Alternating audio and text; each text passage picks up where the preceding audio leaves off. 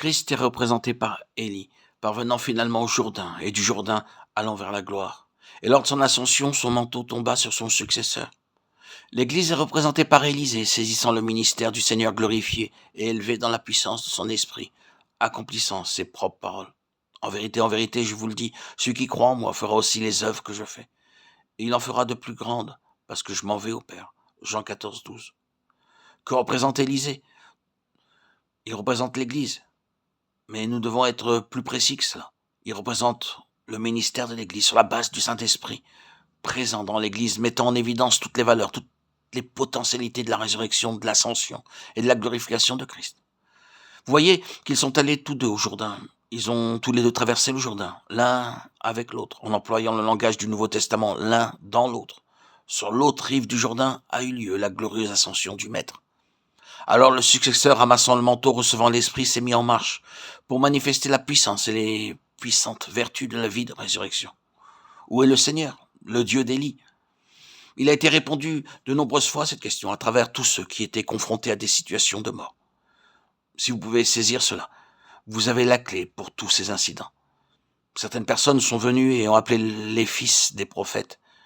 Bien sûr, en considérant l'histoire telle qu'elle est écrite, vous n'êtes pas emballé par ces fils des prophètes. Cependant, ils typifient quelque chose. Qu'est-ce qu'ils signifient? Ils représentent ceux qui serviront parmi le peuple du Seigneur en relation avec cette énergie de l'Esprit qui est présente dans Élisée. Ceux qui parmi le peuple du Seigneur servent pour le témoignage de Jésus, pour le témoignage de sa vie ressuscitée. C'est très simple. Maintenant, notez ce qui est arrivé. Ces fils des prophètes ont dû entrer dans l'expérience pour pouvoir servir. Ce ministère particulier qui progressait était le ministère de la vie vainqueur. La vie vainquant la mort. Considérons maintenant les choses qui sont citées. Les eaux de Jéricho, le poison dans le pot, le fer de hache qui tomba dans le fleuve et qui a surnagé. Tout fait allusion à la mort agissant dans diverses directions. De plusieurs manières, chacune d'elles ayant sa propre signification. Et de la vie se manifestant triomphalement sur la mort lors de ces tentatives. Ces fils des prophètes ont eu l'expérience de tout cela. Ils ont appris en étant terriblement éprouvés.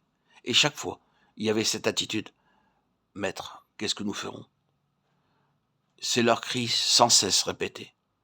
Et il doit en être ainsi pour nous qui sommes aussi confrontés au même dilemme.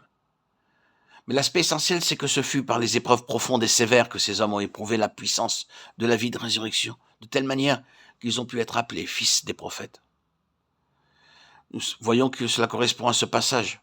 Voici, moi et les enfants que l'Éternel m'a donnés, nous sommes des signes et des prodiges.